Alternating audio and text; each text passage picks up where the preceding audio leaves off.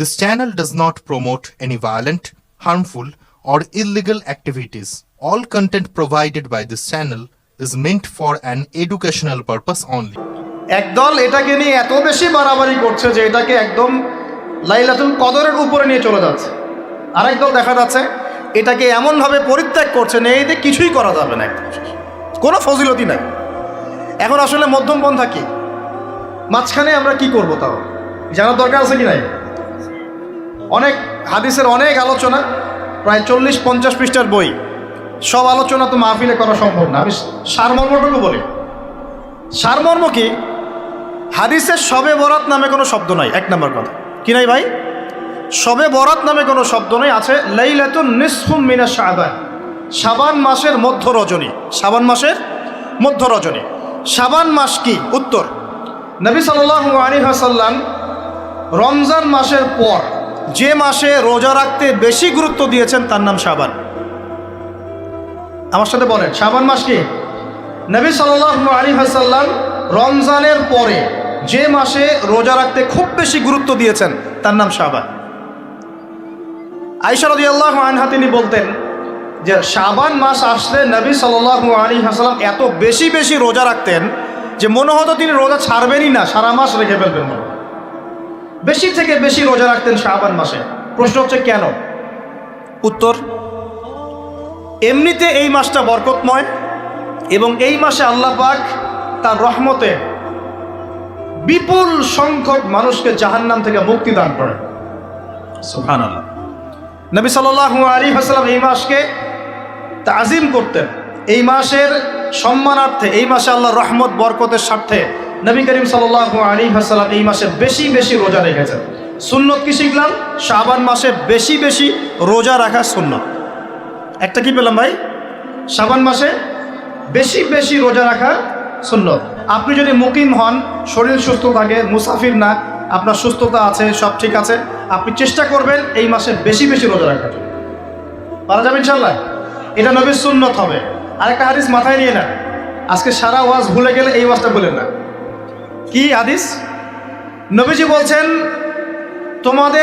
তোমাদের সামনে, হে আমার সাহাবীরা, তোমাদের সামনে এমন একটা যুগ আসছে, ওই যুগে আমার সুন্নতকে ধরে রাখাটা হাতের মধ্যে আগুন ধরে রাখার মতো হবে।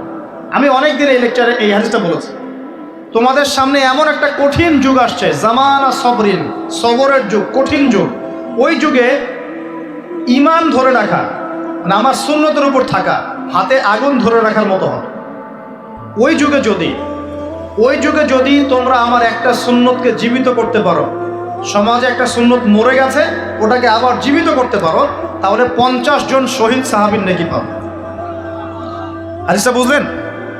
শুধু নেকি না, আপনি 50 জন শহীদ সাহাবীর নেকি পাবেন যখন চলমান সমাজে একটা সুন্নত মিটে গেছে, নাই, মানুষ আমল করছে না, কিন্তু আপনি সেটাকে জীবিত করলেন। পারা যাবে ইনশাল্লাহ। একটা দেখাচ্ছি, যেমন সাহাবীদের যুগে মানুষ মসজিদে ঢুকলে কি করতো জানেন? আগে 2 রাকাত নামাজ পড়তো। কি করতো? মসজিদে ঢুকেই, ওযু অবস্থায় মসজিদে ঢুকেই তারা বসতেন না। আগে 2 রাকাত নামাজ পড়তেন, দুখুলুল মসজিদ বা তাহিয়াতুল মসজিদ, তারপরে বসতেন। আর নবীজি বলেছেন কিয়ামতের আগে আগে এই দুখুলুল মসজিদ, তাহিয়াতুল মসজিদ, এই নামাজটা উঠে যাবে। উঠে যাচ্ছে না আস্তে আস্তে। মসজিদে ঢুকলে মানুষ ধাপ করে বসে পড়ে, তাই না? মানুষ ভুলেই গেছে এটা সুন্নত। এখন আপনি যদি এই সুন্নতটাকে আবার জীবিত করতে পারেন, ইনশাল্লাহ 50 জন শহীদ সাহাবীর নেকি পাবেন।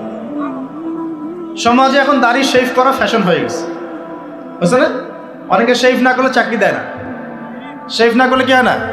চাকরি পাওয়া যায় না। স্কুলে তো না, কলেজে গিয়ে পড়তে গেলে ক্লাস করতে দেয় না। দাঁড়িয়ে আছে, যাও শেভ করে আসো, তাই বলে। এখন সমাজ চলছে উল্টা। এখন যদি আপনি নবীর সুন্নতকে আবার জীবিত করতে পারেন, 50 জন শহীদ সাহাবীর নেকি পাবেন। রাতে ঘুমানোর সময় একটা সুন্নত আছে, 33 বার সুবহানাল্লাহ, 33 বার আলহামদুলিল্লাহ, 34 বার কি আল্লাহু আকবার। বহু মানুষই পড়ে না। আপনি যদি পড়তে পারেন, ইনশাআল্লাহ আল্লাহ পাক আপনাকে রেখে দিন। সমাজে বহু মানুষ চুল একদম এখন মেসি রোনাল্ডো কাট, তাই না? মেসি কাট আর রোনাল্ডো কাট। আর আমি সিলেট অঞ্চলে দেখে আসছি একদম লন্ডন কাট, 2 পাশ ছিলে, মাঝখানে চুল। লন্ডন থেকে শিখে আসছি। এখন চুলেরও কিন্তু সুন্নত আছে। আছে কি নাই? দাড়ির যেমন সুন্নত আছে, চুলের সুন্নত নাই? একদম সামন পিছন সমান করতে পারেন, অথবা যদি চুল নাই থাকে তাহলে চুল মাথা মুন্ডন করেও রাখতে পারেন। অনেক সাহাবীর মাথা মুন্ডিত ছিল। আবার অথবা কানের লতি পর্যন্ত বা কাঁধ বাবড়ি রাখতে পারেন। এটা চুলের সুন্নত হলো কিনা? এখন সমাজের সব মানুষ এই সুন্নতটাকে ভুলে গেছে। আপনি সুন্নত মনে করে রেখেছেন, ইনশাল্লাহ আপনি নেকি পাবেন ইনশাল্লাহ।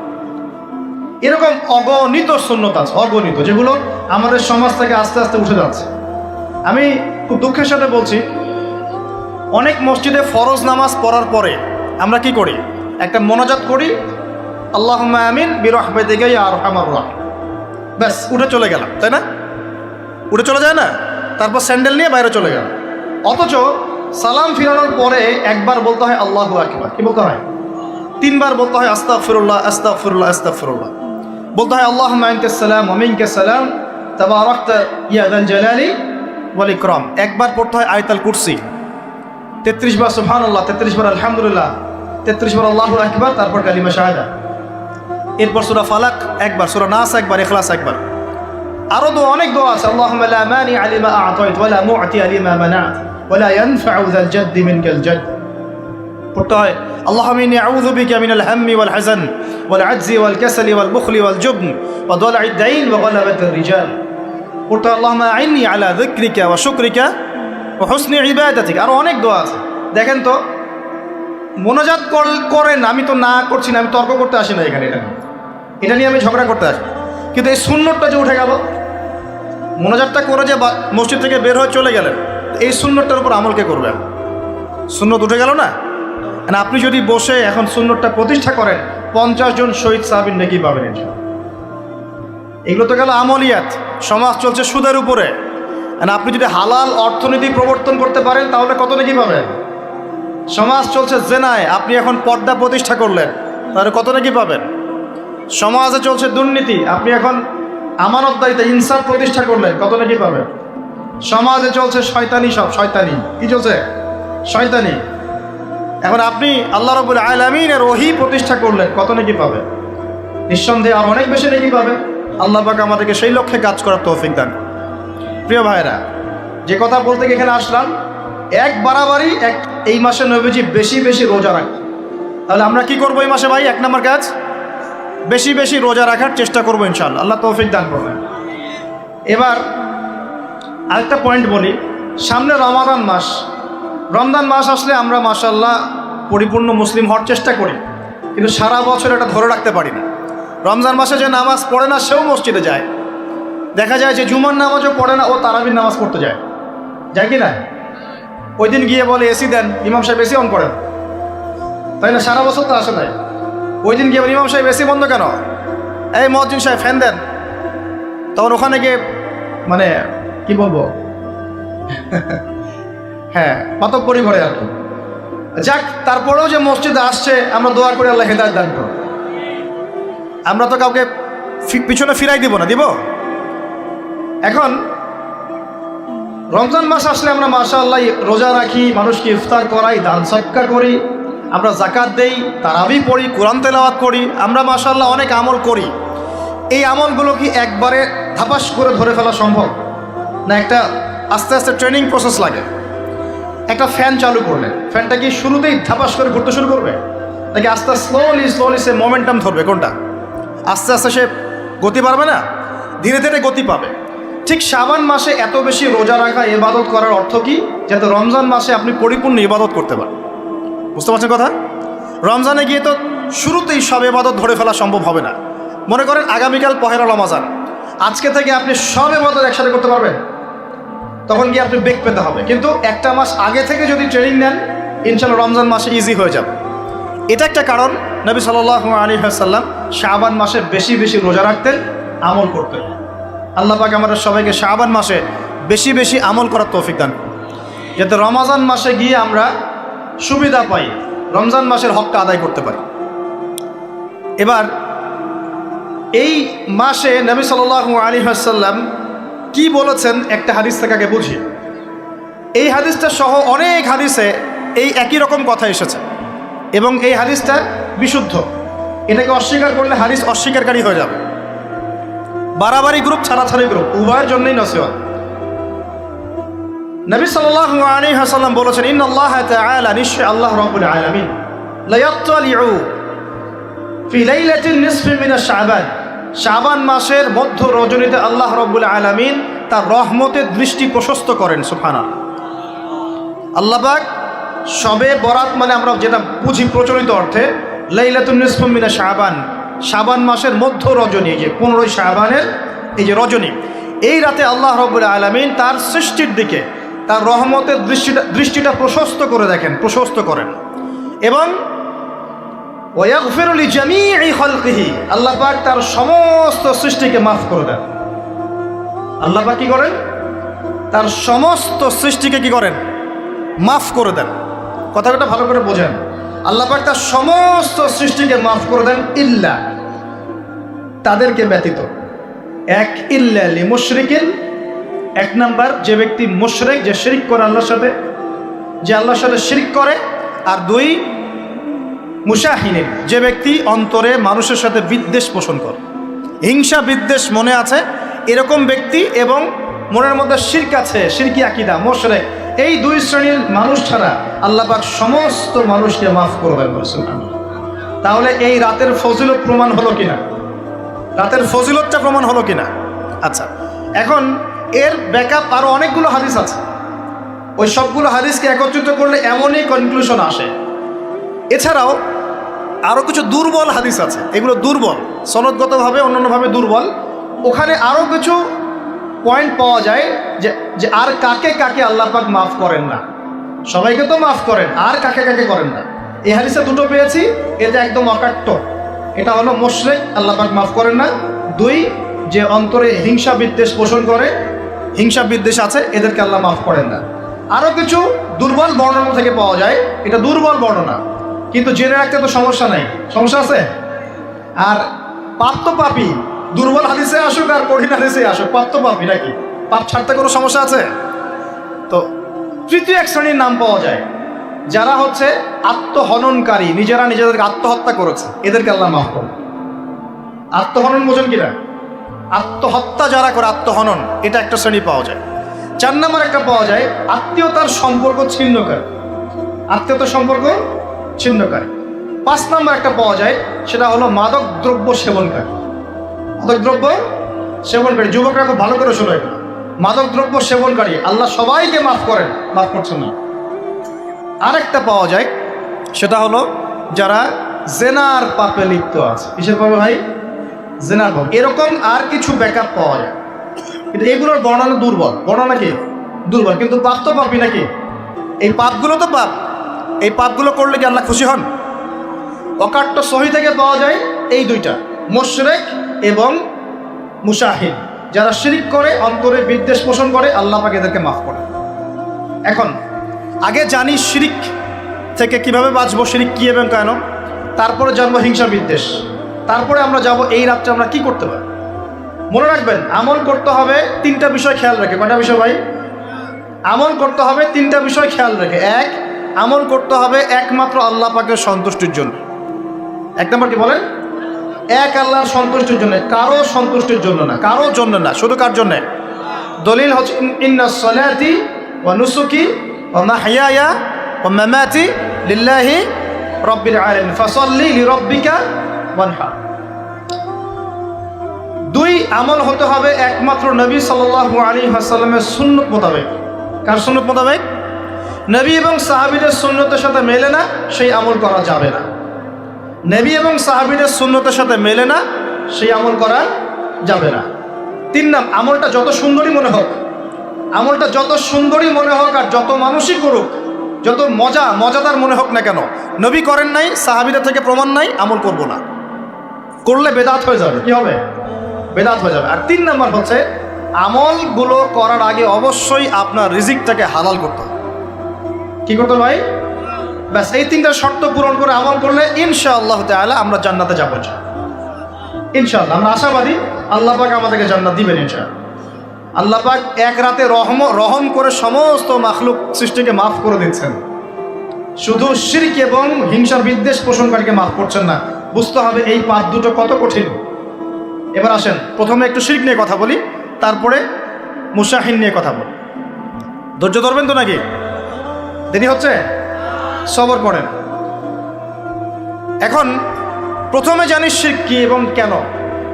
শিরক হচ্ছে এমন একটা পাপ, যেই পাপ আমল নামায় থাকলে পরে বিনা তওবায় যদি সেই ব্যক্তি মারা যায়, আল্লাহ পাক তাকে মাফ করবেন না। ভালো করে শোনেন, শিরক এমন একটা পাপ, যে পাপ যদি আমল নামায় থেকে যায়, বিনা তওবায় সে মারা যায়, শিরকের পাপ নিয়ে আল্লাহর সামনে দাঁড়ায়, আল্লাহ তাকে মাফ করবেন না। দলিল সূরা নিসা, আল্লাহ পাক বলছেন ইন্নাল্লাহা লা ইয়াগফিরু আন ইউশরাকা বিহি ওয়া ইয়াগফিরু মা দুনা যালিকা লিমান ইয়াশা।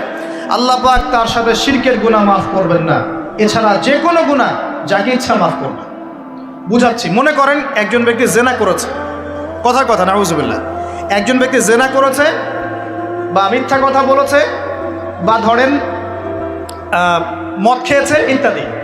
এখন সে তওবা করলে তো মাফ পেতই, তওবা করলে মাফ হতো না? তওবা করলে মাফ তো পেতই। মনে করেন তওবা না করেই মারা গেছে, আল্লাহ পাক চাইলে কিয়ামতের মাঠে এই পাপও বিনা তওবাতেই মাফ করতে পারে। কথা বুঝতে পারছেন? বুঝতে পারছেন না মনে হয়। মনে করেন একজন ব্যক্তি মদ খেয়েছে, জেনা করেছে ইত্যাদি, সে তওবা করার ফুরসত পায় নাই, বিনা তওবায় মারা গেছে। আল্লাহ পাক চাইলে কিয়ামতের মাঠে তওবা না করা সত্ত্বেও আল্লাহ পাক তাকে মাফ করতে পারে। কিন্তু একজন ব্যক্তি শিরকের পাপ করেছে, তওবা না করে মারা গেছে, আল্লাহ পাক কিয়ামতের মাঠে শিরকের পাপ মাফ করবে। আমি কি বুঝতে পারছি?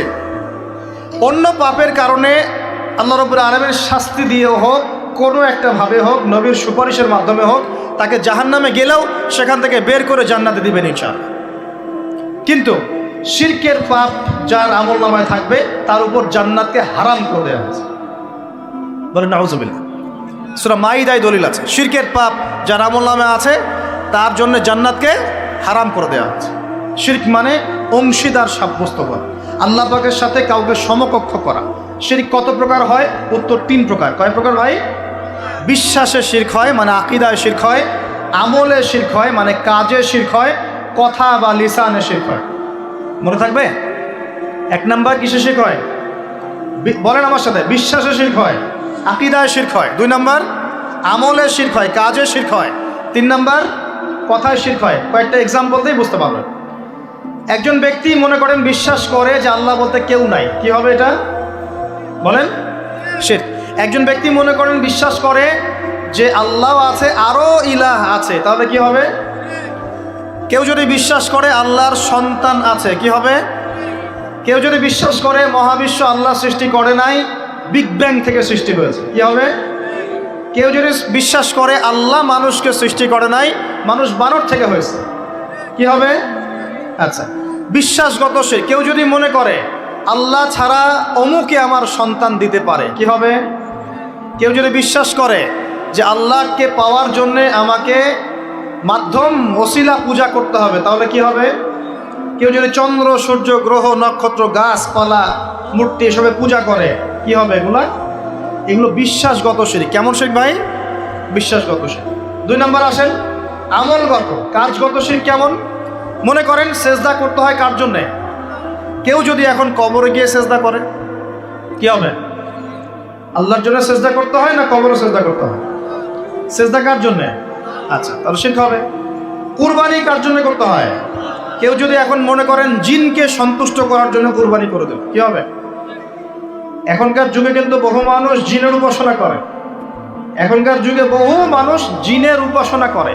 আর জিন বলে একটা জাতি আছে, আমাদের সাথে চলাফেরা করে, আমরা দেখতে পারি না। আমরা কি সব দেখতে পারি? আমরা কি সব জানি? আমরা তো আমাদের আত্মাকেই দেখতে পারি, কিন্তু ঘুমাই গেছেন, আত্মা চলে গেছে, দেখতে পারছেন? আর আমরা কি জানি? আমরা কতটুকু জানি আগামীকাল কি হবে আপনার সাথে? বলেন দেখি, কেউ জানে? আমাদের জ্ঞান কত ক্ষুদ্র, বুঝতে পারলাম। আগামীকাল কি হবে তাই জানি না, আমার আত্মাকেও চোখে দেখি না। আর আমি যদি দাবি করি এখন আমি সব জানতাম, তাহলে কি হবে? অতএব জিন জাতি আমাদের মধ্যেই আছে কি নাই? ওমা খলাকতুল জিন্না ওয়াল ইনসা ইল্লা লিয়াবুদুন। আমি জিন আর মানুষকে শুধুমাত্র আমার ইবাদত করার জন্যই সৃষ্টি করেছি। আল্লাহ পাক আমাদের সবাইকে আল্লাহ পাকের সত্য বোঝার তৌফিক দান করুন। এবার আসেন, আপনাদের পার্বত্য এলাকায় জিনের উপাসনা হয়। এখন বলেন ভাই কেমন করে জানলেন? যত তান্ত্রিক মান্ত্রিক কবিরাজ জাদুকর সব এই পাহাড়ি এলাকায় ঘুরে বেড়াচ্ছেন, এবং চোখ কান খোলা রাখলে আপনারাও বুঝতে পারবেন জিনের উপাসনা করলে অনেক কিছু ভেলকিবাজি দেখানো যায়। জিনকে আল্লাহ পাক কিছু ক্ষমতা দিয়েছে, জিন অনেক দূর থেকে দেখতে পারে। মনে করেন যে কেউ একজন এখানে বসে আছে, সে দাবি করছে যে সে অলৌকিক ক্ষমতার অধিকার, অথচ ওর কাছে জিন আছে। কি আছে? জিন। এখন আপনি শুনেছেন যে অমুক জায়গায় অমুক বাবা আছে, সে অনেক বড় ক্ষমতার অধিকার, যাই দেখি ওনার কি ক্ষমতা। এখন আপনি রাস্তায় আসছেন, তার সেই জিন তো আগেই দেখতে পাচ্ছে আপনি আসছেন দূর থেকে, সে আগে খবর দিল আসতেছে মক্কেল, ওই যে মক্কেল আসতেছে। এখন সে বলল যে ওই ব্যক্তির সাথে যে জিন আছে ওর সাথে কানেকশন কর। সবার সাথে একটা জিন আছে না? আছে কি নাই? একটা করে জিন শয়তান আছে না সবার সাথে? দুইজন ফেরেশতা একজন জিন সবার সাথেই আছে, আছে কি নাই? আপনার জিন জানে আপনার সাথে অতীতে কি হয়েছিল? জানে তো। আপনার জিন আপনার সাথে আছে না শুরু থেকে? তাহলে আপনি 1 মাস আগে কি করেছেন আপনার জিন তো জানে। ও ভবিষ্যৎ জানে না, কিন্তু অতীত তো জানে। ও তো ভবিষ্যৎ জানে না, কিন্তু অতীতে আপনি কি করেছেন ও তো জানে না? এখন ওর সাথে এই কারিনের সাথে যোগাযোগ করছে। ওকে বলছে এই তো 1 মাস আগে অমুক মেয়ের পিছনে দৌড়াইছিল, 1 মাস আগে অমুক একটা মেয়ের পিছনে দৌড়াইছে, ওই মেয়েকে পাওয়ার খুব চেষ্টা করছে, কিন্তু 1 মাস আগে ব্যবসায়ী কাজ করছে, এই তো 1 মাস আগে ওই কাজ করছে। এখন আপনি হেঁটে হেঁটে আসলেন, এদিকে খবর পাস করা শেষ, এসে বললেন বাবা আপনার কি ক্ষমতা, আমি আপনার ক্ষমতার নিদর্শন দেখতে চাই। সেই বাবা এখন বলছে যে তুই তো সেই ব্যক্তি না, তোর নাম অমুক না, আপনি তো ভেবাচকা খেয়ে গেলেন। হ্যাঁ তাই তো, আমার নাম তো অমুক। তুই তো 1 মাস আগে এই মেয়ের পিছনে ঘুরছিস না? তাই তো, আপনি কেমন করে জানলেন? তুই 1 মাস আগে এই কাজ করছিস না? তাই তো, আপনি কেমন করে জানলেন? আপনার তো চোখ একদম আসমান উঠে গেল, বাপরে বাপ, সে তো আমার অতীতের সব বলে দেয়, তুই অমুক জায়গায় এটা পাপটা করছিস না, তুই এই জায়গায় ওটা লুকায় রাখছিস না, ব্যাস আপনার মাথা খারাপ। জিনের উপাসনা করে মানুষ অনেকেই, আর জিনরা কি করে অনেক সময় আসমানের কাছে যায় সংবাদ নেওয়ার জন্য। সূরা মুলক পড়েন, সূরা মুলকের 1ম পৃষ্ঠা পড়েন। আল্লাহ পাক ওদেরকে তাড়ানোর জন্যে আসমানের মধ্যে এই উল্কাপিণ্ড নক্ষত্র নিক্ষেপ করেন। রুজুম আল্লিশ শায়াতিন, আল্লাহ বলেছেন এই নক্ষত্রগুলা আমি রুজুম আল্লিশ শায়াতিন, শয়তানদেরকে তাড়ানোর জন্য রেখেছি।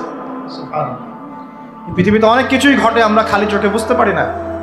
এখন কেউ যদি জিনের উপাসনা করে, জিনকে সন্তুষ্ট করার জন্যে এই কুরবানি করে, তাহলে কি শিরক হবে কিনা? সেজদা কার জন্যে? অন্য কারোর জন্যে করলে কি হবে? কুরবানি কার জন্যে? অন্য কারোর জন্য করলে কি হবে? কার নামে কসম করতে হয়? যদি অন্য কারো নামে কসম করি, এই যে এখন বাপের নামে কসম, মায়ের নামে কসম করেন কেন? কসম করা যাবে না এভাবে। মান হালাফা বিগাইরি ইসমিল্লাহি ফাকাদ কাফার, কেউ যদি আল্লাহ ছাড়া অন্য কারো নামে কসম করে সে কুফরি করবে। যদি কসম করতেই হয় আপনাকে আল্লাহরই কসম করতে হবে। যদি কসম করতে হয় কার কসম করবেন? আর আল্লাহর কসম করে কি মিথ্যা বলতে পারবে? মিথ্যা বললে তোমার কাফারা দেওয়া লাগবে। আচ্ছা, কাফারা কি? সবচেয়ে সহজ কাফারা হচ্ছে 3টা রোজা রাখা। কয়টা রোজা? 3টা। আসেন সামনে যাই। এখন কসম করবো আল্লাহর জন্যে, দোয়া করেন কার কাছে?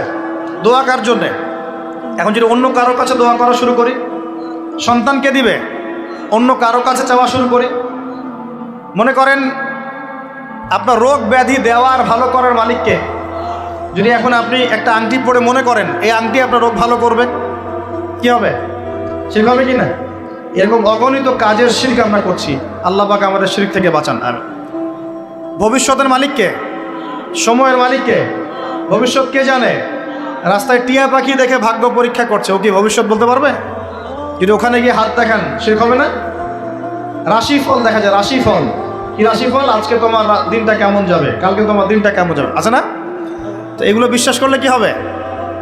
এবং পদে পদে শিরকে নিমজ্জিত আছে।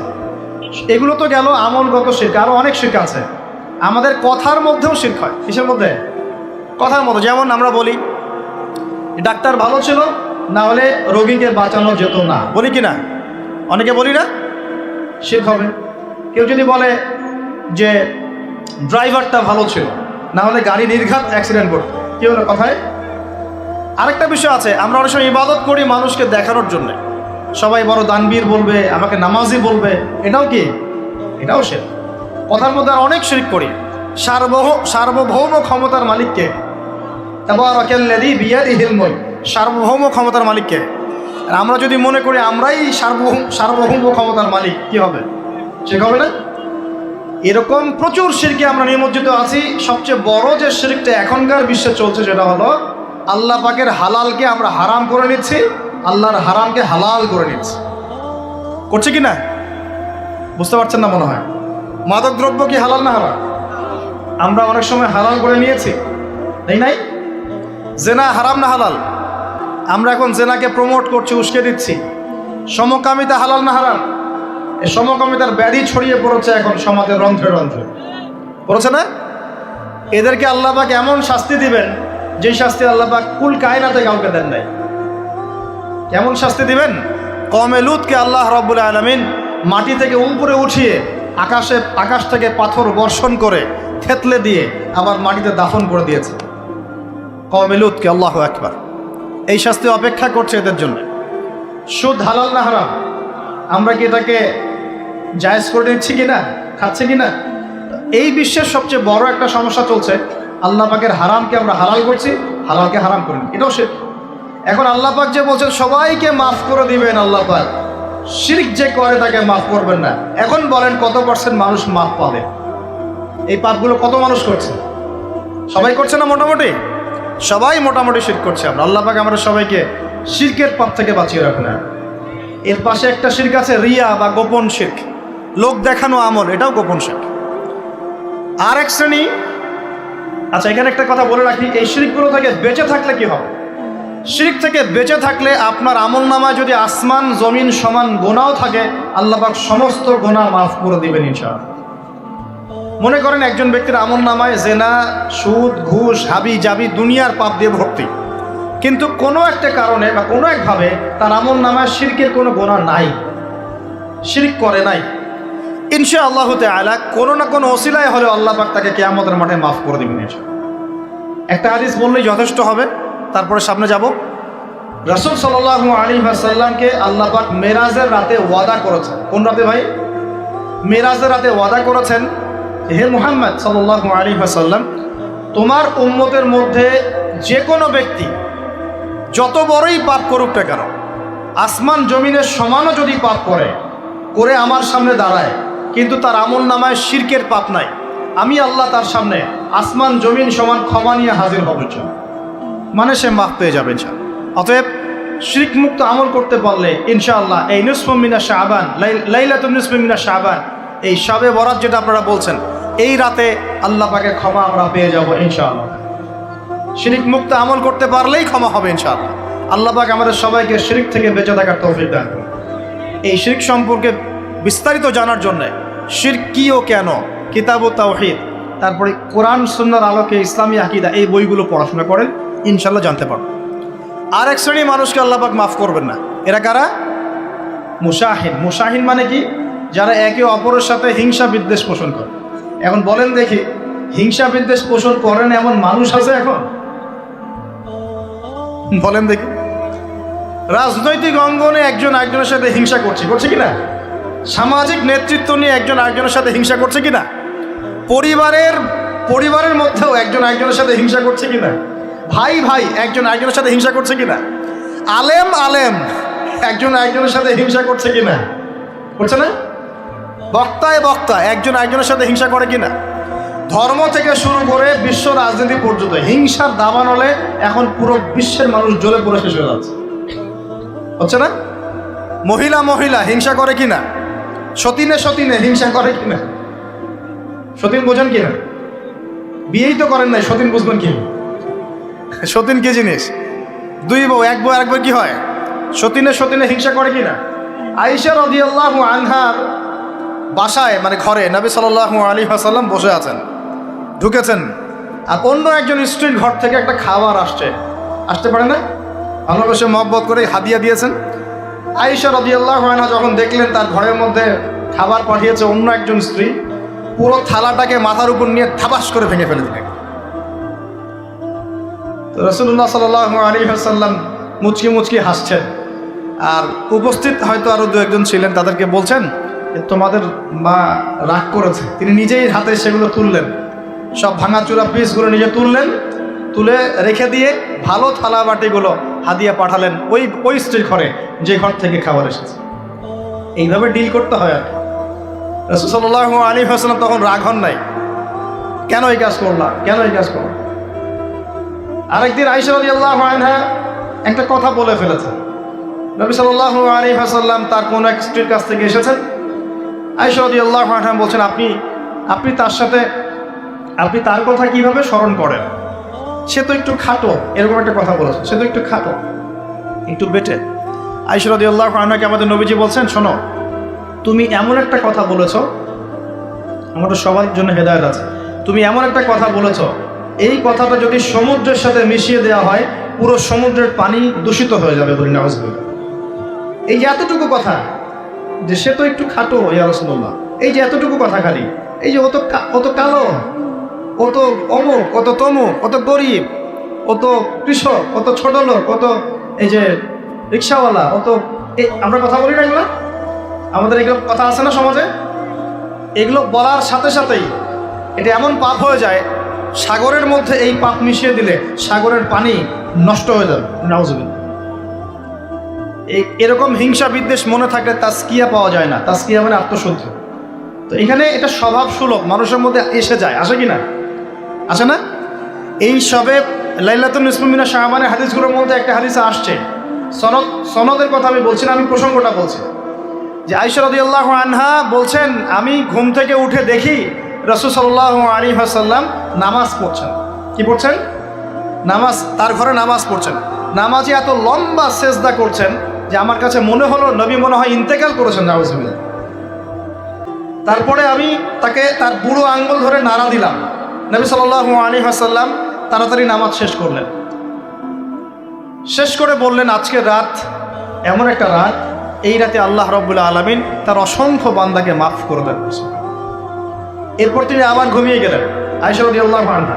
এবার উঠে বলছেন, আমি দেখলাম যে নবী সাল্লাল্লাহু আলাইহি ওয়াসাল্লাম আমার ঘরে নাই, আমার ঘরে নাই। তখন তিনি বলছেন, আমার মনের মধ্যে তখন ওই ফিলিংস আসলো যেটা মেয়েদের মধ্যে স্বভাব সুলভ চলে আসে।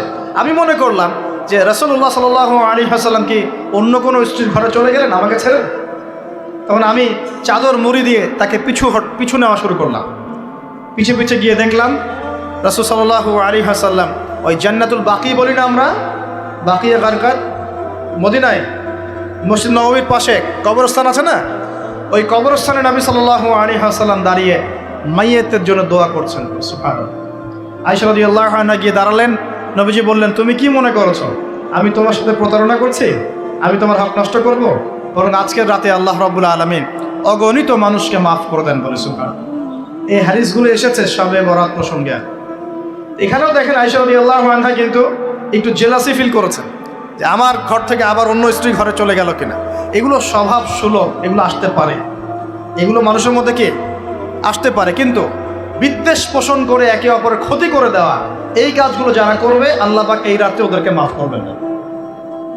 এখন আমাদের জন্য আগে নসিহত দুইটা, এই রাত্রের ফজিলত পেতে হলে নসিহত আগে দুইটা। এক, আমাদের আকীদা আমলে কোনো শিরক থাকা যাবে না, বলি আমিন। আল্লাহ কবুল করুন। আমাদের আকীদা এবং আমলে কোনো প্রকার শিরক রাখা যাবে না। দুই, আমরা মনের মধ্যে কোনো ভাইয়ের প্রতি হিংসা বিদ্বেষ রাখবো না। রাখবো ইনশাল্লাহ? না রাখবো না। আমরা কোনো ভাইয়ের প্রতি হিংসা বিদ্বেষ পোষণ করবো না ইনশাল্লাহ। একটা হাদিস বললেই আপনি বুঝে ফেলবেন, তারপর আমি সামনে যাচ্ছি, এরপরে আমি আস্তে আস্তে ফিনিশিং দেবো ইনশাল্লাহ।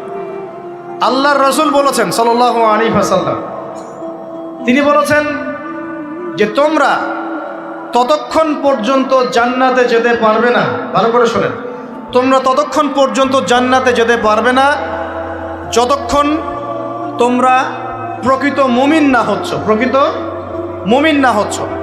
আর তোমরা ততক্ষণ পর্যন্ত প্রকৃত মুমিন হতে পারবে না যতক্ষণ পর্যন্ত না পরস্পরকে ভালো না বাসছ, পরস্পরকে ভালো না বাসছ। এই ভালোবাসা আবার বয়ফ্রেন্ড গার্লফ্রেন্ড ভালোবাসা না, দিনই ক্ষেত্রে ভালোবাসা।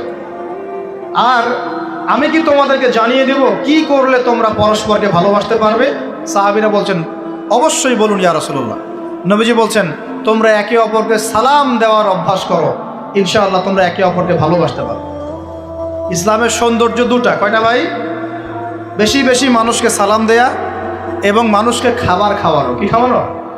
আরেকটা মনে রাখবেন, কিয়ামতের আগে আগে মানুষ বাছাইকৃত মানুষকে সালাম দিবে, সবাইকে সালাম দিবে। চলছে কিনা সমাজে? কিয়ামত দূরে না কাছে? এটা আজকে আলোচনার টপিক না, তাহলে আমি বলতাম যে কতগুলো আলামত আপনি দেখতে পাবেন। এখন আমরা বুঝতে পারলাম এই রাতের ফজিলত আছে, আছে কি নাই? এই রাতের ফজিলত কি? আল্লাহ পাক এই রাতে অগণিত বান্দাকে মাফ করে দিবেন ইনশাআল্লাহ। তবে কোন কোন মানুষকে মাফ করবেন না? এক নম্বর, যারা মুশরিক বা শিরক করে, হ্যাঁ, একে অপরের প্রতি কি বলেন, মুশাহিন, বিদ্বেষ, হিংসা বিদ্বেষ পোষণ করে, এই দুই শ্রেণীর মানুষের অন্তর্ভুক্ত হওয়া থেকে আল্লাহ আমাদেরকে বাঁচাক, আমিন। এরপরে দুর্বল হাদিসগুলো বা যেগুলো একদম দুর্বল সনদের, সেগুলোর মধ্যে অতিরিক্ত এসেছে আত্মীয়তার সম্পর্ক ছিন্ন করলে মাপ পাচ্ছে না, আত্মহত্যা করলে মাপ পাচ্ছে না, জেনা করলে মাপ পাচ্ছে না, মাদকদ্রব্য সেবন করলে মাপ পাচ্ছে না। এই পাপগুলো থেকেও আল্লাহ পাক আমাদেরকে বাঁচিয়ে রাখুন বলিয়া। এখন কিভাবে এই রাতে আমরা ইবাদত করব জানার দরকার কিনা? তার আগে ইবাদত কবুলের কয় শর্ত বলেছে? 3। আল্লাহর সন্তুষ্টির জন্য হতে হবে, নবীর সুন্নাহ মাফিক হতে হবে, এবং 3 নম্বর হচ্ছে হালাল রিজিক থাকতে হবে, হারাম খেয়ে ইবাদত করা যাবে না। এখন আসেন, কোনো হাদিসের মধ্যে স্পেসিফিকলি বলা নাই যে এই রাতে এই এই এই এই ইবাদত করতে হবে, কোনো হাদিসের মধ্যে পাওয়া যায়। কথা বলার চেষ্টা করুন। যেমন লাইলাতুল কদর সম্পর্কে বলা হচ্ছে না, যে লাইলাতুল কদরে যারা কিয়াম করবে, হ্যাঁ, রাত দিনে সিয়াম রাখবে, রাতে কিয়াম করবে, কোরআন তেলাওয়াত করবে, কোরআন দিয়ে কিয়াম করবে, আল্লাহ ওদেরকে মাফ করে দিবেন। একটা আমল দেওয়া আছে লাইলাতুল কদরে। নবী সাল্লাল্লাহু আলাইহি ওয়াসাল্লাম যা করতেন সেগুলোর মধ্যে আমল দেওয়া আছে। এই নিসফু মিনা শাবানের মধ্যে স্পেসিফিকলি এভাবে হাদিসের মধ্যে উল্লেখ করা নাই এই এই এই এই আমলগুলো করো। এটা খুঁজে খুঁজে আমাদেরকে বের করতে হয়। খুঁজে খুঁজে কেমন? নবী সাল্লাল্লাহু আলাইহি ওয়াসাল্লাম দোয়া করছিলেন মৃতদের জন্য, করছিলেন না? তাহলে এটা একটা আমল পাওয়া গেল। নবী সাল্লাল্লাহু আলাইহি ওয়াসাল্লাম নামাজে ছিলেন, সেজদারত অবস্থায় ওই যে আয়েশা রাদিয়াল্লাহু আনহা টোকা দিলেন, দিয়ে বললেন আমি ভাবছিলাম তার ইন্তেকাল হয়ে গেছে কিনা, তার মানে বুঝলাম যে আপনি নামাজ পড়তে পারেন। এরপরে আল্লাহ পাকের কাছে ক্ষমা চাইতে পারেন, কারণ এই মাসে আল্লাহ পাক আপনাকে এই রাতে আল্লাহ আপনাকে ক্ষমা করবেন, এই রাতে আল্লাহ ক্ষমা করবেন। এখন এটাকে বলা হয় প্রশস্ততা। ব্যক্তিগতভাবে এখানে আপনাকে প্রশস্ত এখতিয়ার দেওয়া হয়েছে। ব্যক্তিগতভাবে আপনাকে আল্লাহ পাক তার রাসূলের মাধ্যমে এই শরীয়তে এই রাতের আমলের জন্য একটা প্রশস্ত এখতিয়ার দিয়েছেন। আপনি রাসূল সাল্লাল্লাহু আলাইহি ওয়াসাল্লামের সুন্নাহ মাফিক যে কোনো ভালো কাজ করতে পারেন, কিন্তু নির্দিষ্ট করে আপনাকে দেওয়া হয় নাই যে আপনাকে 100 রাকাতই পড়তে হবে, আপনাকে 200 রাকাতই পড়তে হবে, আপনাকে 10 রাকাতই পড়তে হবে, আপনাকে 1 খতমই দিতে হবে, এরকম নির্দিষ্ট করে আপনাকে কিছু দেওয়া হয়। আপনি এখন চাইলে সুন্দর করে অজু করলেন, অজু করে মাশাআল্লাহ আতর খুশবু ব্যবহার করতে পারেন, পরে সুন্দর জামা পরলেন, পরে আপনি আল্লাহর স্মরণে নামাজ আদায় করলেন। এখন ফরজ নামাজ আগে না নফল আগে? ফরজ আগে না নফল আগে? এই আমলগুলো ফরজ না নফল? এগুলো নফল। আগে তো ফরজ পড়তে হবে নাকি? 5 ওয়াক্ত ফরজ নামাজ তো আগে, তারপরে আপনি নফলে আসেন। আমাদের জীবনে কোনটার গুরুত্ব সবচেয়ে বেশি? ফরজ ঠিক না থাকলে নফল দিয়ে কাজ হবে? তো ফরজ ঠিক করার পরে আপনি এখন অতিরিক্ত আমল করার চেষ্টা করছেন, সুন্দর কাপড় চোপড় পরেছেন, আপনি মাশাআল্লাহ পবিত্র হয়েছেন, আতর খুশবু ব্যবহার করেছেন, আপনি নীরবে নিভৃতে আল্লাহকে ডাকছেন নামাজের মধ্যে, লম্বা করে সুন্দর করে নামাজ পড়ছেন, আপনি একটু কোরআন তেলাওয়াত করছেন, আলহামদুলিল্লাহ। আপনি এই রাতে মৃতদের জন্য দোয়া করলেন, নিজের জন্য দোয়া করলেন, পরিবারের জন্য দোয়া করলেন, আপনি তাসবিহ তাহলিল করলেন, যদি আপনাকে আল্লাহ সামর্থ্য দেন আপনি কিছু দান সাদাকা করেছেন, আপনি বিভিন্ন রকম ভালো কাজে আপনি নিজেকে মানে এঙ্গেজ রাখতে পারেন, নিজেকে বিভিন্ন ভালো কাজে আপনি নিজেকে সম্পৃক্ত রাখতে পারেন। এভাবে আপনি রাতটাকে একটা উৎসাহে পার করতে পারেন।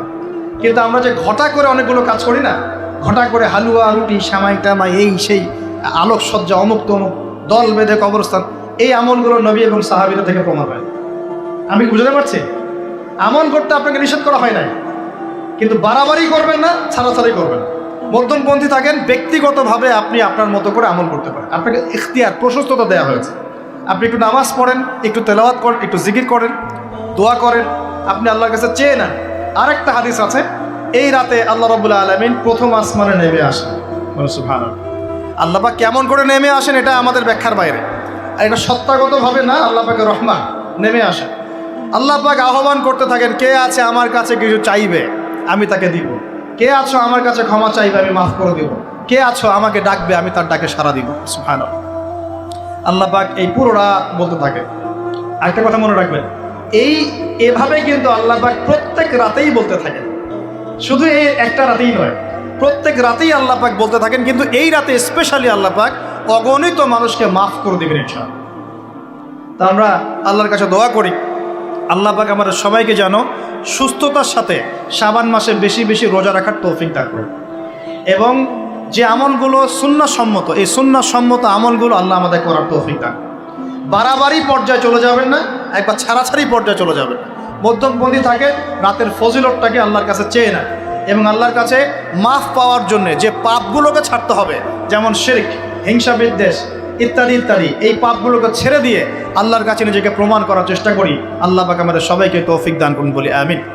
আকুলু কওলি হাযা আস্তাগফিরুল্লাহ লি ওয়া লাকুম ওয়া লিসাইরিল মুসলিমিন। বারাকাল্লাহু লানা ওয়া লাকুম বিল আয়াতিল হাকীম ইন্নাহু তাআলা জাওয়াদুন কারীম রাউফুর রহিম। আপনারা উঠবেন না, আপনারা বসবেন।